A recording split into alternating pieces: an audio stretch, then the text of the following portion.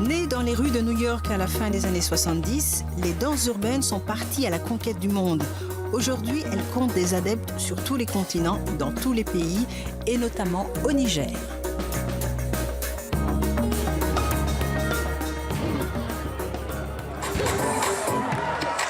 La danse contemporaine, un art né en Europe et aux États-Unis d'Amérique après la Seconde Guerre mondiale, s'est répandue dans les 4 coins du monde. En Afrique, certains artistes comme Seydou Boro du Burkina Faso, Alphonse Théroux de la Côte d'Ivoire ou Germaine Akoni du Sénégal se sont appropriés le concept. Au Niger, l'avènement de la danse contemporaine est indissociable d'un nom. Je m'appelle Joël Moulay Djaon. Je suis nigéro-béninois, né et grandi ici au Niger. Et je suis danseur, chorégraphe et professeur de danse à l'université Abdou-Mouni, au département Lettres, Arts et Communication à Islak. Et je suis directeur de festival, un festival de danse urbaine. Le festival Takarawa, déjà, c'est en Hausa, qui veut dire dansons ou danser.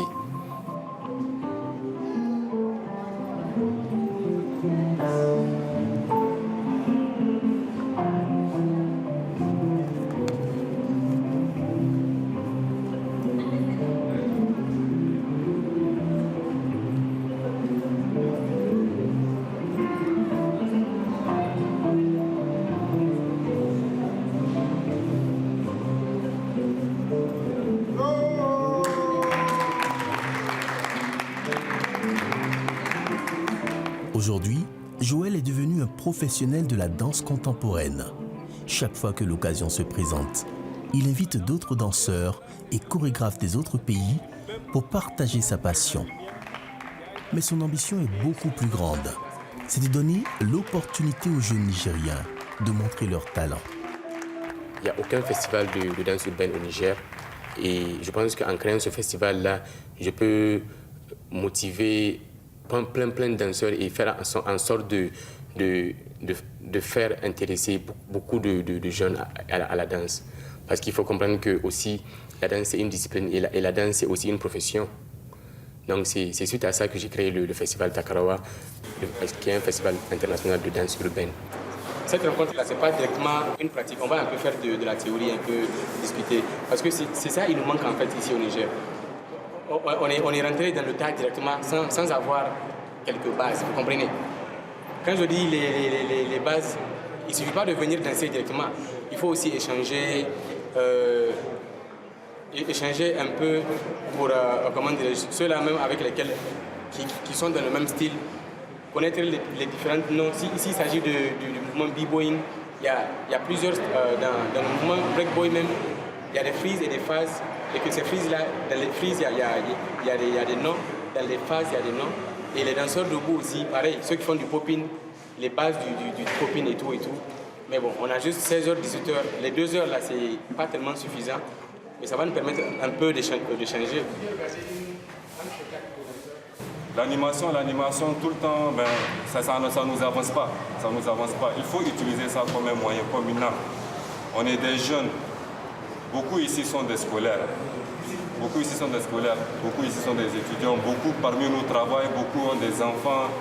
Voilà, il faut utiliser ça comme arme, comme moyen d'expression. L'objectif même de l'atelier d'échange, c'est que les danseurs puissent comprendre que à travers la danse, c'est un message qu'ils doivent faire, qu'ils doivent véhiculer ou exprimer quelque chose.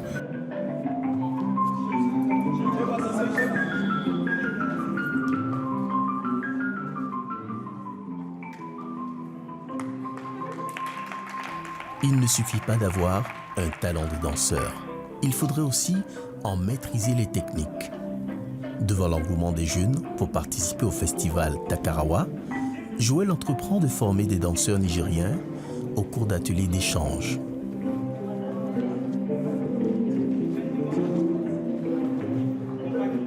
Ce sont des ateliers d'échange qui nous parlent de leur réalité, qu'on partage notre expérience aussi, parce que c'est des réalités par lesquelles nous, on est déjà passés.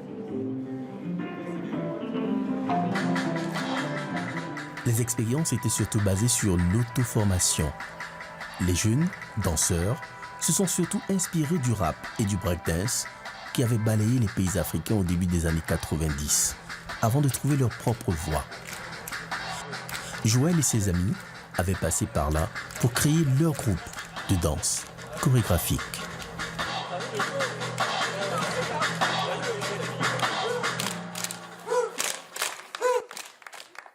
Et en 2008, il y avait un festival à l'époque qui s'appelle Hip Hop Poissa. Donc en 2008, le festival a fait venir une danseuse professionnelle. Elle fait du popping.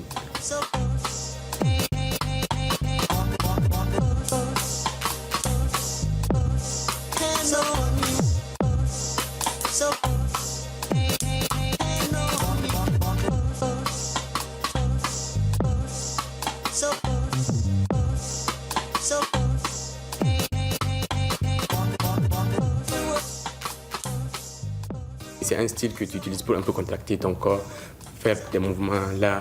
C'est ça on appelle la danse popping. Donc elle, c'est vraiment sa spécialité, le popping.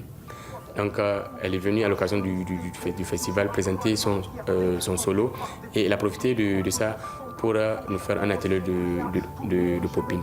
Et les groupes se sont appropriés ces différents styles de danse, en y ajoutant leur touche personnelle. Avec le temps, ça s'est professionnalisé. On a commencé à encadrer, nous-mêmes on a commencé à encadrer les jeunes, commencé à donner des spectacles à grande envergure.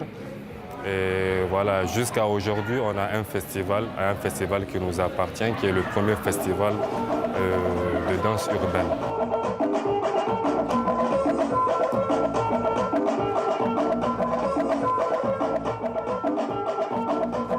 En 2010, il y avait beaucoup de groupes, mais aujourd'hui, la plupart des groupes, ils ont lâché parce qu'il faut aussi comprendre que, oui, quand tu danses, il faut savoir pourquoi tu danses. Parce qu'à un moment donné, même avec mon groupe à l'origine, après, la plupart ont abandonné.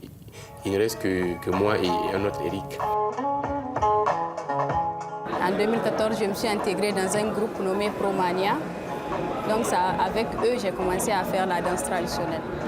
J'ai choisi ça parce que je me dis qu'ici au Niger, c'est vrai, tu as le libre arbitre de choisir la danse que tu veux, mais je préfère la danse de chez nous, la danse africaine, la danse ici, danser la danse de nos coutumes, voilà.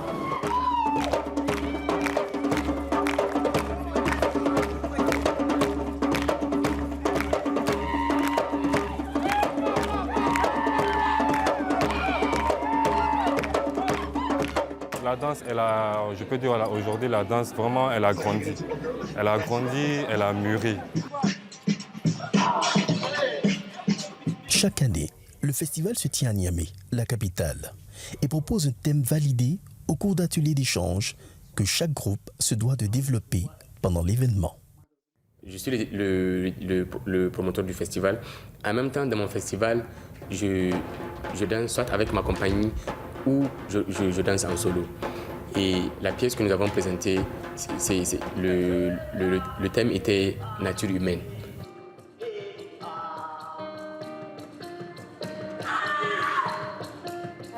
La nature humaine, non seulement elle est vaste, mais il y a l'homme qui est né double. Il a ses bons et mauvais côtés. Et la plupart du temps, on est ensemble quand tout va bien et quand ça ne va pas, personne n'est avec toi.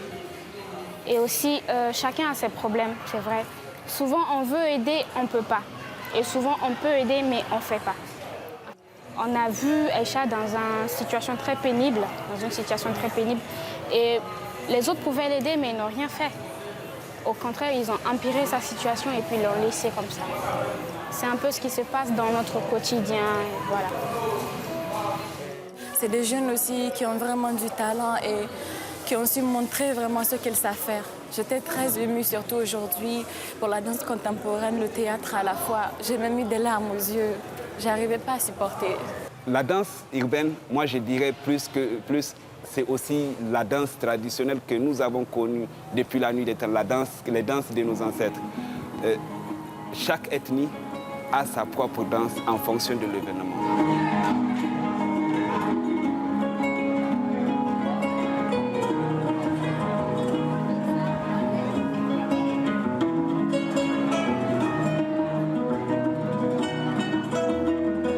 Mélange de danse qui montre aussi la complexité et la richesse de la danse urbaine. De la tradition à la modernité, il n'y a souvent qu'un pas à franchir. Aujourd'hui, quand on parle de la danse contemporaine, c'est vraiment une danse qui est libre, vous voyez. Parce que qui dit, quand on entend contemporain même, c'est actuel, la danse actuelle. Donc tu es libre de faire des mouvements. Ces mouvements-là, tu n'as pas besoin de chercher loin. Il suffit de t'inspirer de ton quotidien.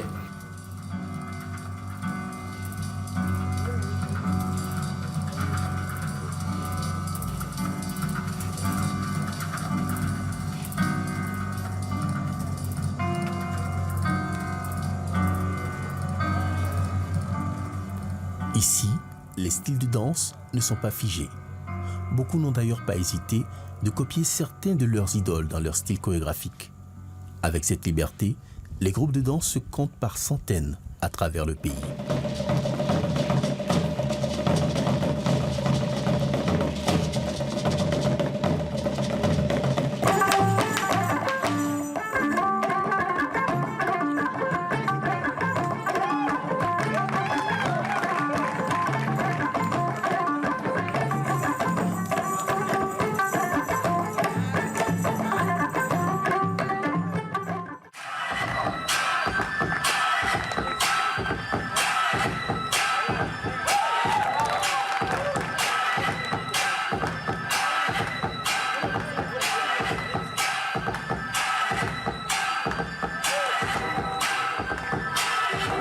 Étrange veut dire étoile en tamashek. Donc on a un peu modernisé ça, on a mis étrans parce qu'on est un peu nombreux. Donc ça fait étrans crew. Nous aussi les danseurs ici, on a un problème. Les jeunes n'ont pas la motivation, ils ne se motivent pas, ils n'ont pas d'objectif en fait.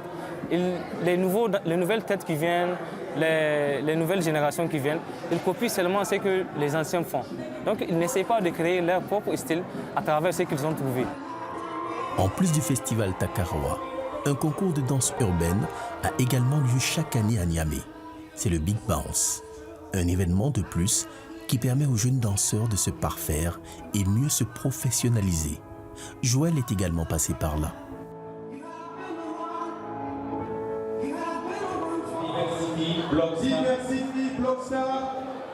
Joël, il était danseur.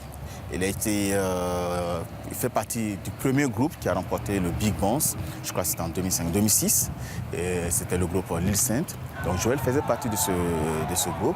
Mais après, ils ont préféré laisser la scène à d'autres groupes pour pouvoir s'exprimer et pouvoir aussi être lauréat. Donc Joël a été recruté en tant que jury, comme les autres membres du jury qui sont d'ailleurs tous des anciens danseurs, qui ont soit participé au Big Bounce en tant que compétiteurs, ou bien qui ont participé en tant que jury. Malgré leur talent, ces jeunes danseurs manquent de points de rencontre pour s'exercer. Les quelques centres culturels gérés par les services publics leur sont inaccessibles, puisqu'il faut payer les frais, même pour quelques heures d'atelier d'échange. Alors, ils se sont retrouvés dans la rue. Quoi de plus naturel pour une danse urbaine? La danse urbaine, comme on dit urbain, c'est dans la rue. Et beaucoup d'art aujourd'hui viennent de la rue. Et il n'y a pas que la délinquance, il n'y a pas que la violence dans la rue. Il y a beaucoup de talents qui se cachent dans la rue. C'est ce qui fait que la plupart des danseurs se retrouvent dans la rue pour danser. Oui. Là, ils reviennent un peu de la source, parce qu'on dit la danse, ça vient de la rue, donc ils partent dans la rue pour danser. Et dans la rue aussi, parfois, quand on part dans les rues, c'est pas partout qu'on peut danser. Parce que parfois, on a tendance à avoir des accrochages avec les forces de l'ordre.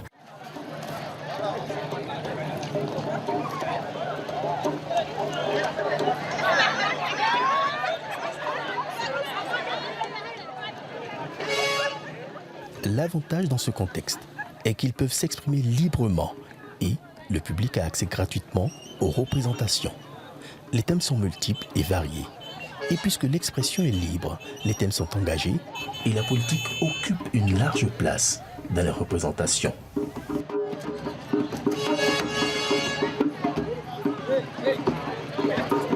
C'est un roi dictateur. C'est un roi dictateur. On a essayé d'exprimer l'interaction pendant sa dictature avec son peuple. Et comme l'histoire l'a montré, à un moment, le peuple n'acceptait plus cette seule suprématie sur le pays. À un moment, le peuple va se soulever, le dictateur sera descendu. Il y a un moment où le peuple va exprimer sa joie. Sa joie, là, c'est le pas. C'est la transition vers la liberté, c'est la transition vers le multipartisme. Voilà, c'est tout ça qui a été exprimé jusqu'à ce qu'il y ait des élections, qu'il y ait un président et que voilà, le pouvoir il est partagé, on peut le dire.